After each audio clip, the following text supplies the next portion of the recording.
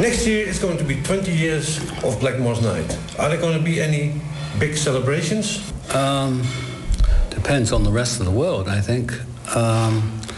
As the rest of the world is going downhill fast, hopefully we'll be celebrating with fireworks and what have you. I mean, when did we start? 1997, we started with Shadow of the Moon. Did we? Yeah. Wow. So next year is 2017. That's amazing. Yes, it doesn't seem like 20 years. It feels more like 45. It's probably, for me, it's the longest situation I've been in, really, in bands. I tend to go from one band to another. But when you're kind of playing with the wife, they don't let you go that easily. So, and there's alimony involved. What are you talking about? That's not true at all. No, of course not. I'm joking. It's been a great ride so far, and we're still kind of concentrating on delivering our best. And I don't think we've reached that yet, because it's such a different type of music. Unlike rock and roll music, where you can just like listen to other bands, this music that we play, which is a combination of Renaissance, rock, ballad, medieval, not progressive, but pop even, it's hard to, you can't really listen to other bands and copy them, so you have to make your own way, as it were. So we're ploughing away, aren't we?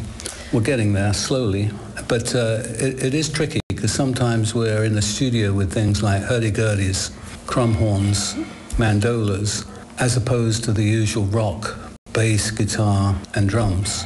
You were not aware of all these things you just mentioned before you started this band? No, I didn't have a clue about that. I just knew that I loved medieval Renaissance music way back in 1972. When I heard David Monroe in the early music consort of London, I loved his interpretations of Dancerai by Tilman Sasato, who's my favorite composer from the 1550s. So that's the music I listen to all the time if I'm listening to music. So it's just within me, I suppose. I get very excited when I hear shawms playing and crumhorns, whereas anybody else might walk out of the room. But there were influences of all these medieval music when you played in Rainbow. That's right. Sometimes we're in the studio and we don't know whether to record in an electric fashion and use the guitars, or to record in an organic way, more in a nature way, and use the old instruments. So we're torn sometimes between the one and the other. Usually our frame of mind at the time suggests how we'll do it. I mean, just lately we've been doing more electric work, just because we've done so much with hurdy-gurdies and crumhorns and various woodwinds. So it's an adventure all round. I just like the fact that it's eclectic, and it is an unknown territory.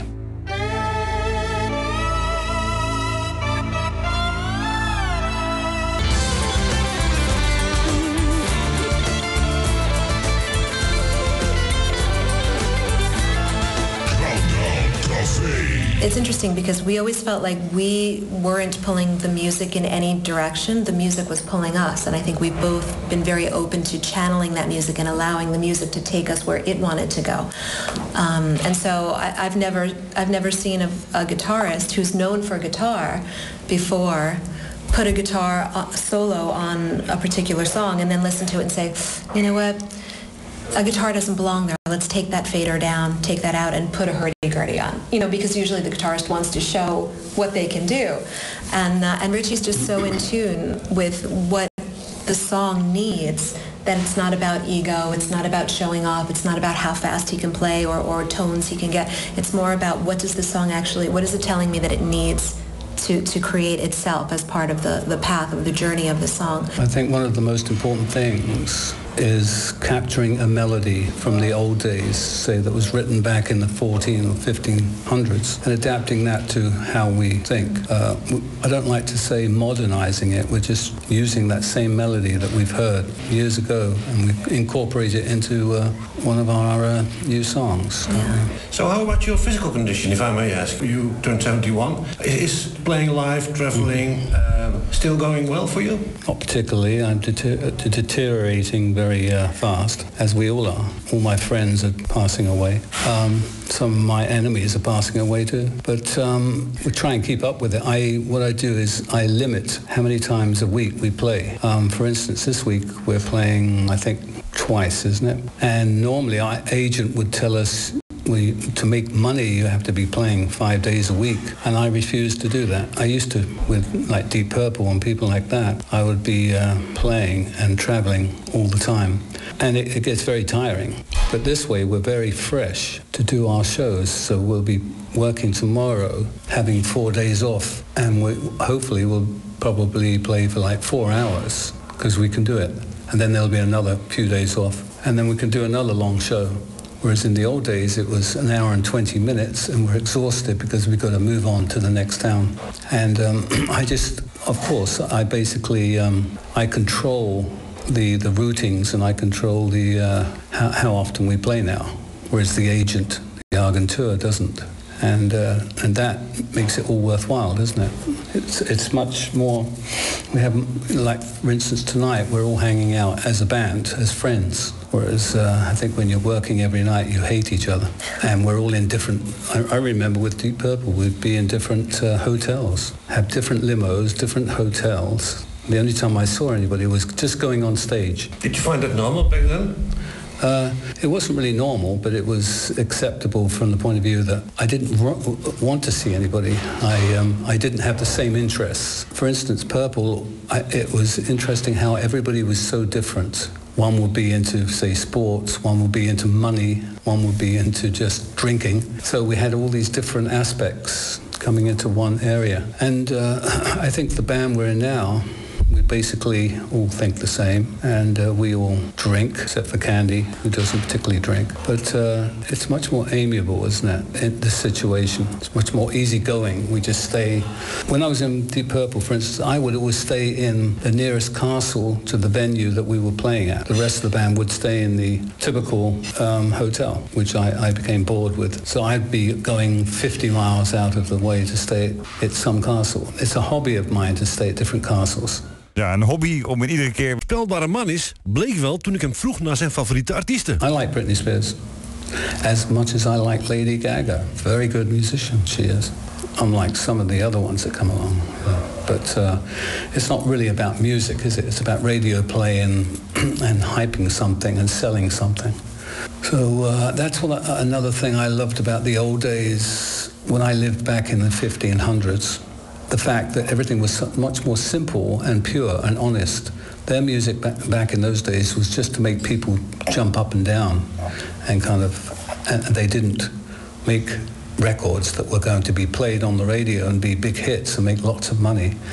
Most of the musicians were starving. Sometimes I feel like I was there, especially when I've been drinking all night and I wake up the next morning. I feel like I'm 500 years old. I feel like everything about our relationship has been a natural progression. And I think that's why it works so well. We've been together since 1989, so about, 26 years now, 27 years or so. So we don't force anything, it just all comes. When I met Ritchie, I was working for a radio station.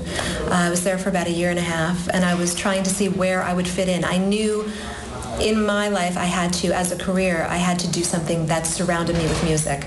But I didn't think I would be the one on the stage performing it. I was fine with playing it, interviewing, even if I was going to work for a record company, as long as I could be around it somehow, that was going to be my answer to my musical craving, So I was in the middle of working for a radio station when Ritchie's band, at that point Deep Purple, came to town and called us and asked if we wanted to do a charity soccer match, a football match. And so when I went to the field, I went to cheer my team on. I was against his team, but afterwards, of course, I wasn't ever a diehard Deep Purple fan, but I knew the songs on the radio. And so I asked him for an autograph, and that's really what opened the door to our meeting. Talking about Rainbow, what made you decide to do these shows a couple of weeks ago? Besides money, I heard the singer, Ronnie, singing on YouTube Candy had played it to me. She said, what do you think of this guy? And I don't go on the computer very much, too old for that stuff. And Candy's often going on YouTube or whatever. She said, he's singing some of your old songs, the Rainbow songs. And I heard them and I went, wow, this guy is really good. It's exciting. And there had been some talk about reforming Rainbow with David Coverdale and a few others, Glenn Hughes. Although they're kind of friends of mine, I wasn't urgently involved in it. I was hesitating for probably a good part of a year before I kind of decided I wasn't going to do it until I heard the singer. As soon as I heard the singer, he had such a good voice, so much vitality, and that excited me. I thought, wow, he's singing all the old songs, but he's doing it so well, old hard rock. It was exciting to hear. Were you offered more shows than 3? Yes, many, but I wanted to see how the 3 went before if they were disastrous, then, and we'd accepted more, it was going to be awkward. We might do a few more shows again. Did you enjoy it? I enjoyed especially the last one in England. The first 2 were a little bit intense because we hadn't played together. We hadn't done a lot of rehearsing, so the first 2 shows were a bit hectic and chaotic. But the last one in Birmingham was, obviously we'd played 2 shows at that point, and that seemed to work to me. And it was great to see all the old people. I mean, it was so weird how, I think it was 20,000 people. It sold out in 15 minutes, and I kind of wondered who they thought was playing, because when I got to the auditorium, it was so vast. I thought, maybe somebody else is playing this show tonight. So was it difficult for you to make a set list? The Rainbow Show, no, very easy in a way. We had about 15 songs that were very obvious songs to play, like Catch the Rainbow, and we incorporated a few Deep Purple songs, Black Night Smoke, Highway Star, of which some of the fans said, why did you do those Deep Purple songs? And I would say, why not? I said, well, we thought it was just going to be Rainbow. We would prefer to hear Rainbow songs, which I thought was kind of ironic again. I'm thinking, wow, we just threw 3 songs in by Deep Purple and they wanted more. And I noticed when they clapped, they weren't clapping so hard for Deep Purple. They said, we hear that every year, you know, because Purple goes around. And so the next time if we go out and we do anything, I would do probably 95% Rainbow songs. That's what they seem to want to hear. And it didn't occur to me, I just naturally assumed they wanted to hear everything.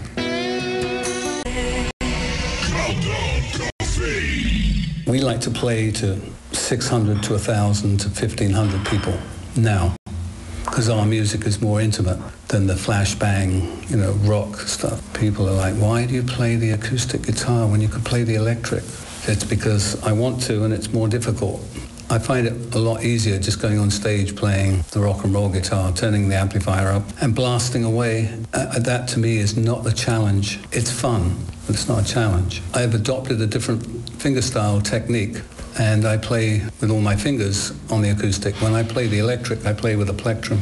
So it's totally different, the approach. Nothing is easy, but this music that we do in Blackmore's Night is a lot more challenging. It's like going on stage and you can't hit them with volume and just jump around the stage. You've actually got to deliver something. And there's a lot of people in the audience that are older that have come to hear sophisticated music, whereas they're not just there to get drunk and yell and scream. It's quite demanding, isn't it?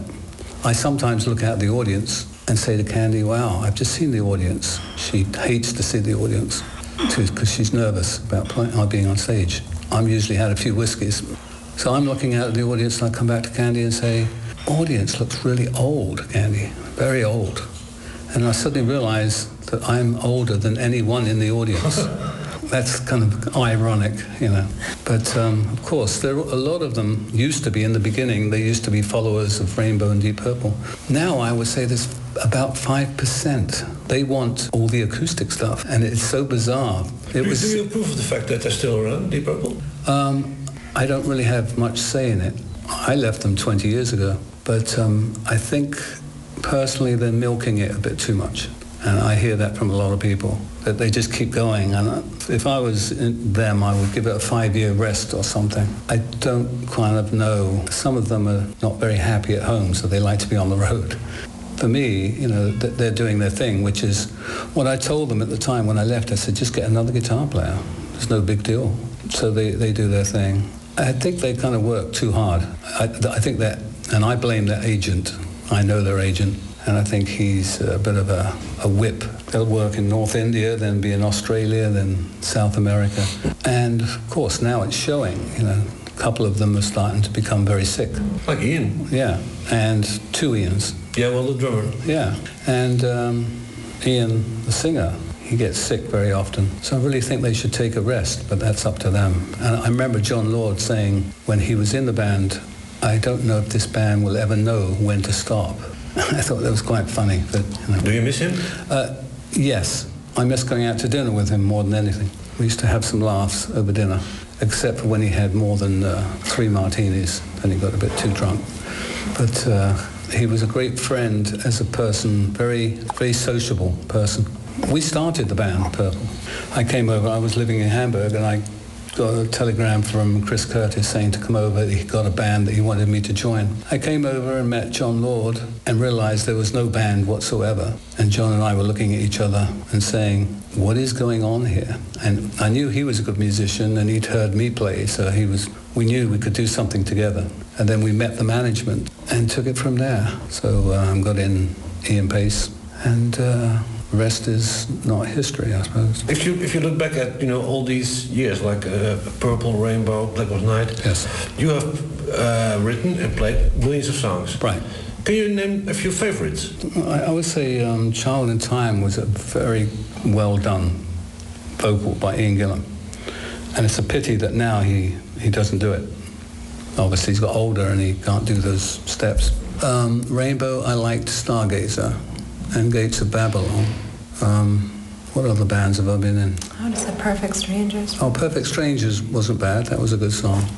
I wrote the riff for that in Rainbow, and then a couple of years before, and then we adapted it in Deep Purple. Have I been in Aerosmith? No, just Right. this one. Okay. Led Zeppelin? Well, my favourite bands would be someone like Jethro Tull. Whiter Shade of Pale by Procol Harum, that's another one of my favourite bands. Even ABBA, I loved ABBA. What about Blackmore's Night? Oh, well, Blackmore's Night, I think when we're in a restaurant that we go to, they have a jukebox and they have our music on there. I love to hear Shadow of the Moon and Wish You Were Here. I thought Candy did a great job on that type of music. It's funny because Wish You Were Here, everybody, although it was a big hit for another band here, Rednecks, it was never played in America. And every American that hears it wants to hear it again and again and again. So if they only played it on the radio in America, it would be a big hit.